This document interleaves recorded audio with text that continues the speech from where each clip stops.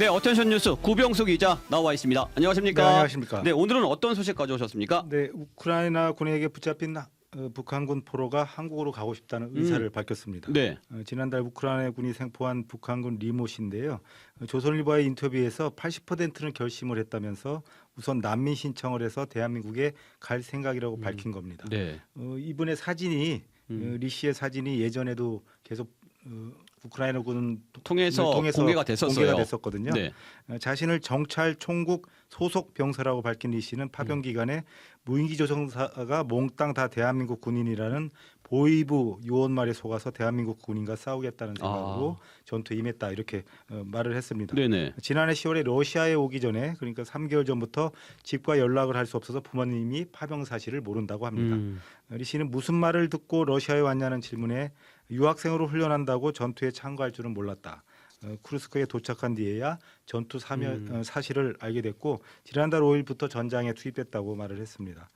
자폭하라는 지시를 받았느냐는 질문에는 인민군대 안에서 포로는 변절이라고 생각한다. 자신도 수류탄이 있었으면 자폭했을지도 모른다고 이렇게 말을 했습니다. 포로가 된 게 우리나라 정부에 알려지면 그러니까 북한 정부에 알려지면 아버지와 어머니가 평양에 있지 못할 것이라며 지금 북한으로 돌아가더라도 여러 가지 고난이 있지 않겠느냐는 질문에 당연하다고 답을 했습니다. 네, 그렇군요. 우리 정부는 북한군은 헌법상 우리 국민인 만큼 기순을 요청할 경우에 우크라이나와 협의할 계획이라고 여러 번 입장을 밝혀왔는데요. 네. 하지만 전쟁 포로에 관한 국제법 규정상 북한군 포로를 국내로 데려오는 절차가 순조롭게 진행될지는 미지수입니다. 정부가 리 씨의 기순 의사부터 확인하는 작업에 들어갈 것으로 예상이 되는데요. 리 씨의 바람이 이루어졌으면 하는 바람입니다. 네.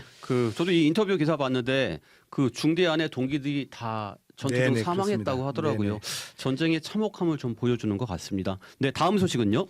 명태균 씨와의 관계를 줄곧 부인해 왔죠. 홍준표 시장이 자신의 아들이 명 씨와 수차례 연락을 주고받은 사실이 언론에 보도되자 그게 무슨 문제가 되냐 이렇게 맞받아쳤습니다. 네. 홍 시장의 아들이 지난 2023년 5월 15일 명 씨에게 잘 살펴달라는 문자를 보냈고요.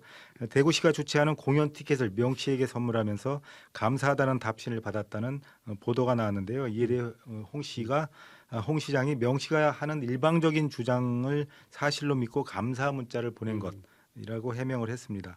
그리고 홍 시장은 내 아들이 명 씨에게 2번의 문자를 보낸 것은 명태균 씨 밑에서 정치하던 최모 씨가 내 아들과 고교 동창이기 때문이라고 이렇게 얘기를 하면서 네. 아들이 아버지를 위해서 속아서 감사 문자 보낸 것이 무엇이 문제가 되느냐 이렇게 주장을 했는데요.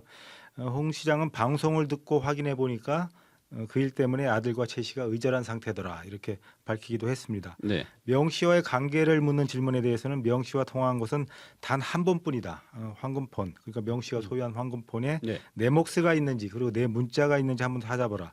내 기억에 딱 한 번 있을 것이라고 이렇게 잘라 말했는데요.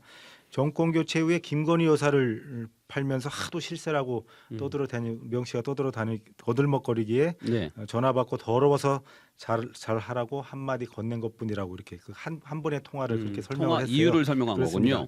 거군요. 내 목소리 카톡 한 자라도 없으니 민주당이 폭로할 게 없다고 이렇게 호언장담하던 것에서 한 발 물러선 모양새인데요. 네. 명 씨 측 법률 대리인 남상권 변호사는 지난달 그 언론 인터뷰에서 홍 시장의 아들이 홍 시장이 복당이 결정된 2021년에도 네. 고맙다는 문자를 명 씨에게 보냈다고 이렇게 주장을 한 바가 있습니다. 네네네.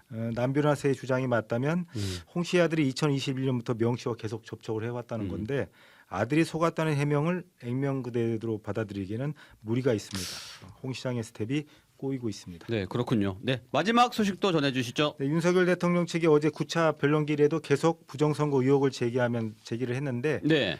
특히 21대 총선 인천 연수구 선거의 투표지 부정 의혹을 제기를 하면서 영상을 틀어줬어요. 부정선거 증거라며 투표용지를 제시를 했는데 네. 부정선거론자인 민경욱 전 의원을 찍은 투표용지였습니다. 네.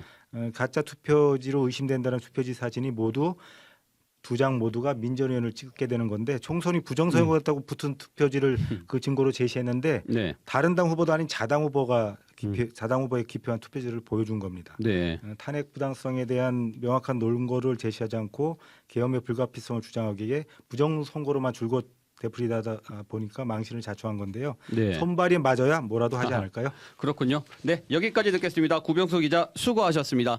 지금까지 CBS 박지환의 뉴스톡이었습니다. 노컷으로 보는 뉴스의 새로운 기준. 지금 알림과 구독 설정하시고 함께하세요.